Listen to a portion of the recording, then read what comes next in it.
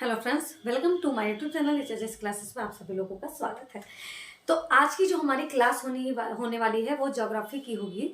ठीक है, तो पिछले वीडियो में हमने पढ़ा था गैलेक्सी के बारे में। गैलेक्सी के बारे में हमने डिस्कस किया था कि मंदाकिनी हमारी गैलेक्सी है और मंदाकिनी के पास वाली गैलेक्सी जो है उसे देवयानी कहते हैं, और सूर्य के सबसे नज़दीकी तारा जो है उसको प्रॉक्सिमा सेंचुरी कहते हैं। तो ये सब हमने पिछले वीडियो में पढ़ा है। तो आज के इस वीडियो में हम नक्षत्र और तारामंडल के बारे में पढ़ेंगे। ठीक है, तो नक्षत्रों के बारे में आपने सुना होगा कि ग्रह नक्षत्र सही नहीं चल रहा है, तो उसके बारे में हम इस वीडियो में डिस्कस करने वाले हैं। तो चलिए स्टार्ट करते हैं।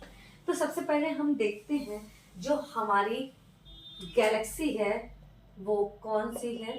हमारी गैलेक्सी, और उसे क्या कहते हैं? मिल्की वे। ये है हमारी गैलेक्सी। तो जैसा कि मैंने बताया था कि गैलेक्सी में कम से कम अरबों तारे होते हैं, और अरबों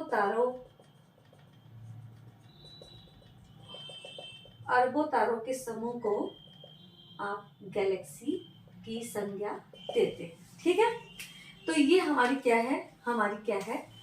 गैलेक्सी है, या मंदाकिनी आकाशगंगा। मंदाकिनी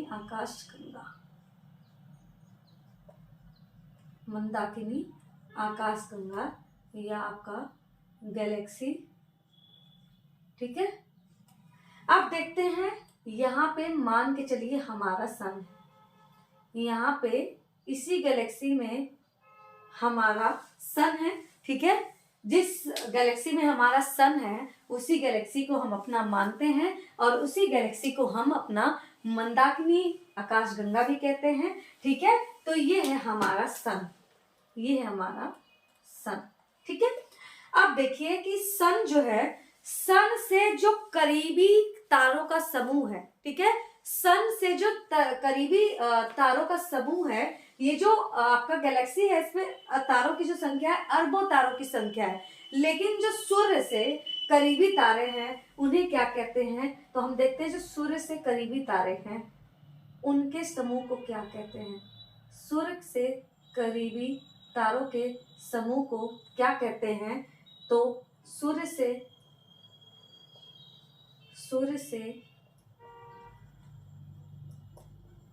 करीबी तारों के समूह को क्या कहते हैं?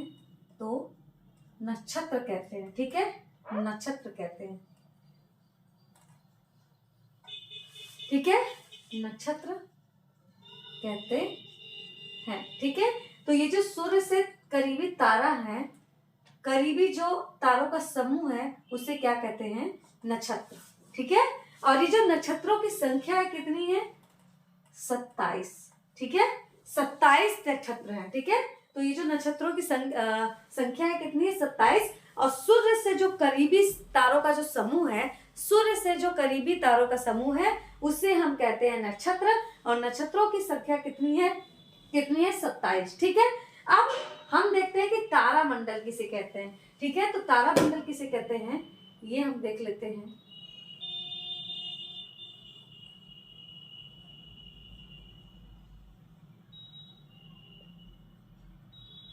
तो ये आपका क्या है? तारामंडल। ठीक है, तारामंडल। अब तारामंडल की कितनी संख्या है बता सकते हैं? तो तारामंडल की जो संख्या है कितनी है? तो 89। ठीक है, अब देखिए हमने ये पढ़ा कि सूर्य से नजदीकी तारों के समूह को, सूर्य से नजदीकी तारों के समूह को हम क्या कहते हैं? नक्षत्र कहते हैं, और नक्षत्रों की कुल संख्या कितनी है? 27 है। ठीक है, अब इसके बाद हम देखते हैं कि सूर्य से दूर स्थित तारे, यानी सूर्य से दूर स्थित तारों के समूह को क्या कहते हैं? तारामंडल। ठीक है, सूर्य से दूर स्थित तारों को क्या कहते हैं? तारामंडल। तो देखिए आपका तारामंडल हो गया, सूर्य से करीब कौन है? नक्षत्र है, और सूर्य से दूर कौन है? तारामंडल है। यानी सूर्य के करीबी जो आपके तारों के समूह है वो नक्षत्र है, जिनकी संख्या 27 है, और सूर्य से जो दूरी पे स्थित तारों के समूह है उसे कहते हैं तारामंडल। ठीक है, 89 संख्या है तारामंडल में तारों की। ठीक है, कुछ विशेष तारे जो बहुत ही मतलब विशेष तारे हैं उनको इसके अंतर्गत रखा जाता है। ठीक है, आपने नक्षत्रों के बारे में तो सुना ही होगा कि अरे ये किस नक्षत्र पे पैदा हो गया, इसका ये नक्षत्र सही नहीं है, वो नक्षत्र सही नहीं है। यानी आपका जैसे सूर्य क्या होता है, जैसे होता नहीं कि नक्षत्र के बारे में कहा जाता है कि इस नक्षत्र में पैदा हो गया है ना, इस नक्षत्र में ये जन्म हो गया इसका।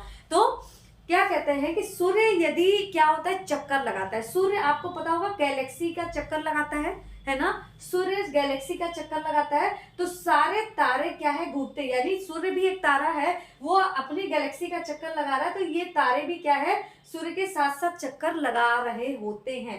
ठीक है, अब देखिए यदि सूर्य चक्कर लगा रहा है, अब सूर्य चक्कर लगा रहा है, वो कहीं जाके किसी जिस नक्षत्र में पैदा हो जाएगा उसी को कहते हैं कि इस नक्षत्र में पैदा हुआ तो उस नक्षत्र में पैदा हुआ, इसी को कहते हैं। यानी सूर्य के सामने का जो नक्षत्र आ जाता है, सूर्य के सामने यदि जो नक्षत्र पड़ता है, उसी नक्षत्र में यदि किसी बच्चे का जन्म हो जाता है तो उसी को कहते हैं कि इस नक्षत्र में पैदा हुआ, या विषुवान नक्षत्र में पैदा हुआ। कौन? कृष्णा जी, है ना।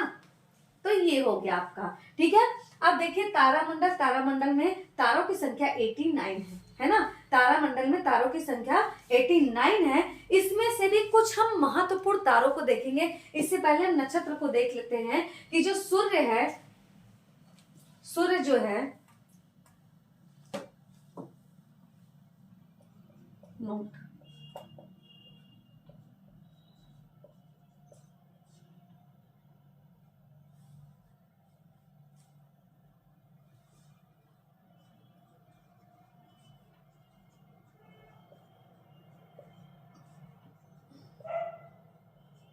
2.25 नक्षत्रों को पार करता है।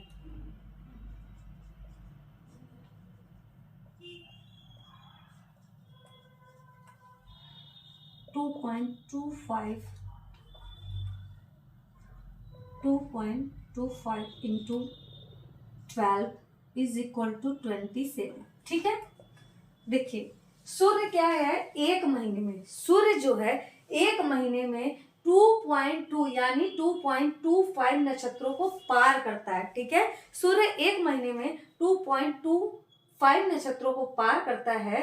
तो 2.25 नक्षत्र जो है इंटू कर दीजिए 12, यानी आपका एक साल यानी 12 महीना इज इक्वल टू 27 नक्षत्रों को पार करता है सूर्य एक साल में। ठीक है, एक साल में 27 नक्षत्रों को पार करता है सूर्य। ठीक है, अब देखिए तारामंडल के बारे में हम पढ़ते हैं। तारामंडल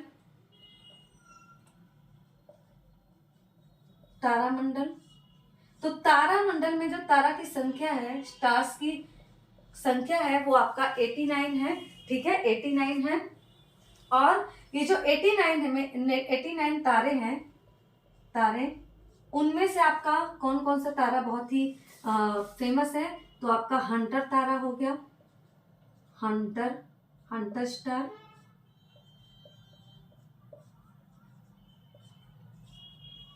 ओरियन स्टार। ठीक है, तो हंटर तारा हो गया या ओरियन स्टार। हंटर तारा को ओरियन स्टार भी कहते हैं। तो हंटर तारा के पास वाले तारे को तारे को क्या कहते हैं? Cyrus star.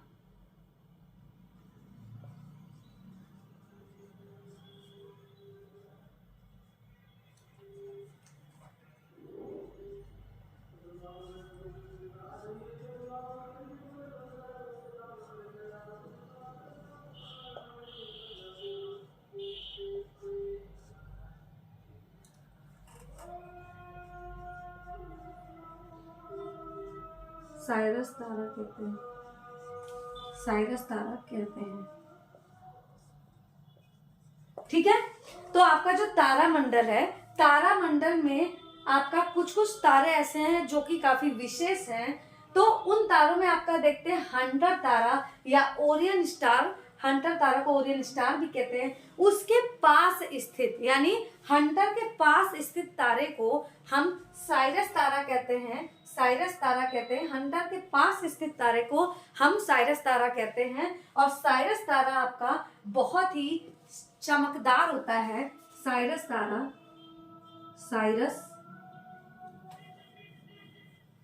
साइरस तारा सबसे चमकीला तारा, सबसे चमकीला तारा कहलाता है।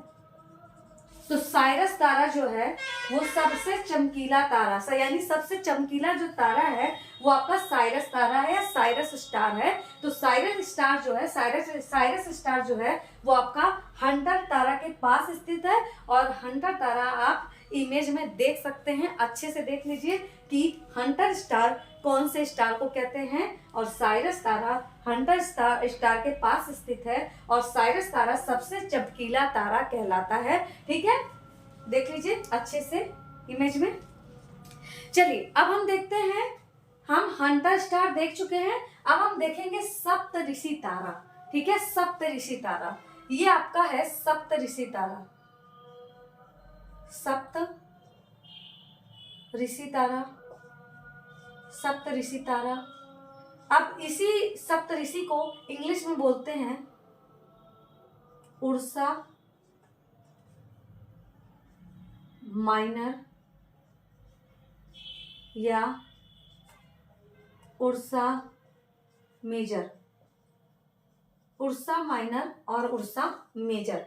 ठीक है, तो सप्तऋषि तारे को उर्सा माइनर या उर्सा मेजर भी कहा जाता है। ठीक है, सप्तऋषि तारा का मतलब ये है कि ग्रुप ऑफ 7 स्टार। ठीक है, ग्रुप ऑफ 7 स्टार को सप्तऋषि तारा कहा जाता है। ठीक है, अब हम देखते हैं कि सप्तऋषि तारे जो हैं उसका 2 समूह है, सप्तऋषि तारों का 2 समूह है। ठीक है, यानी दो तारों के समूह को सप्तऋषि कहते हैं। ठीक है, तो ऊपर के जो तारे हैं ये क्या है कि नीचे यानी नीचे के तारों में छोटे हैं। तो जो छोटे तारे हैं, ये जो छोटे तारे हैं इसे कहते हैं उर्सा माइनर, उर्सा माइनर।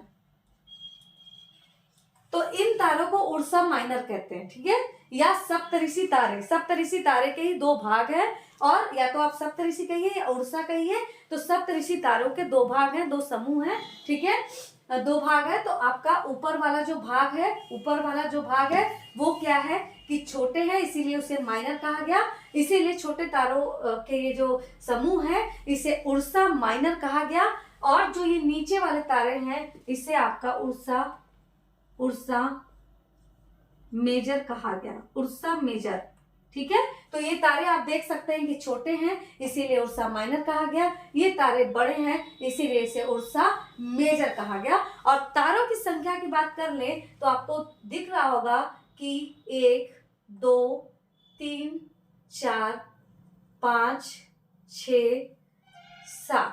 ठीक है, हो गया ना, 1 2 3 4 5 6 7। ठीक है, अब यहां देख लेते हैं 1 2 3 4 5 6 7। ठीक है, तो 7 तारे यहाँ भी हैं, 7 तारे यहाँ भी हैं। ये तारे छोटे हैं इसीलिए उर्सा माइनर कहा गया, ये तारे बड़े हैं इसीलिए इसको उर्सा मेजर कहा गया। ठीक है, अब देखिए कि आप सोचेंगे कि 7 तारे यहाँ हैं, 7 तारे यहाँ हैं, तो ये क्या है ना। 7 तारे यहाँ है, 7 तारे यहाँ है, तो ये क्या है। ठीक है, तो ये जो तारा है इसको कहते हैं ध्रुव तारा, ध्रुव तारा, ध्रुव तारा। इसके बारे में तो आप सबने बहुत अच्छे से सुना होगा, है ना। ध्रुव तारा, इसी को ही ध्रुव तारा कहते हैं। ठीक है, ध्रुव तारा। और ये हमेशा नॉर्थ डायरेक्शन को दर्शाता है। क्वेश्चन पूछा था मैंने भी एग्जाम में एक बार, ये इस क्वेश्चन को फेस किया है क्वेश्चन पूछता है कि ध्रुव तारा किस दिशा को दर्शाता है। ठीक है, तो ध्रुव तारा आपके नॉर्थ या उत्तर दिशा को दर्शाता है। ठीक है, ध्रुव तारा हमेशा सदैव उत्तर दिशा को ही दर्शाता है, उत्तर दिशा को ही दर्शाता है ध्रुव तारा। तो क्वेश्चन आपसे पूछेगा तो आप सीधा बताइएगा कि नॉर्थ डायरेक्शन को दर्शाता है या उत्तर दिशा को दर्शाता है। उत्तर दिशा को दर्शाता है, उत्तर दिशा को दर्शाता है, दर्शाता है।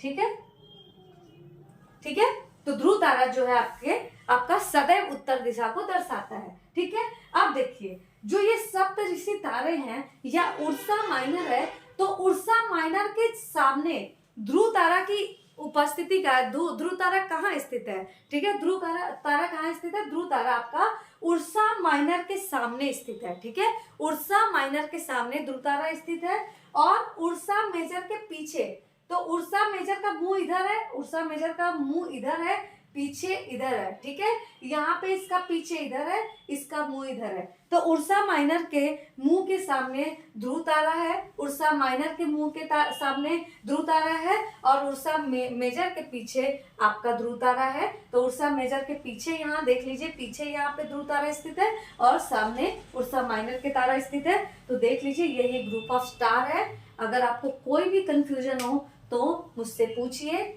और अगर आपको इसे नोट डाउन करना है तो नोट डाउन कर लीजिए, स्क्रीनशॉट लेना है तो स्क्रीनशॉट ले लीजिए, और कोई अगर डाउट हो तो डाउट को क्लियर कर लीजिएगा आप कमेंट बॉक्स में। चलिए ठीक है, वीडियो पसंद आए तो लाइक शेयर सब्सक्राइब करना मत भूलिएगा। जय हिंद, जय भारत, धन्यवाद। नोट डाउन कर लीजिए आप लोग।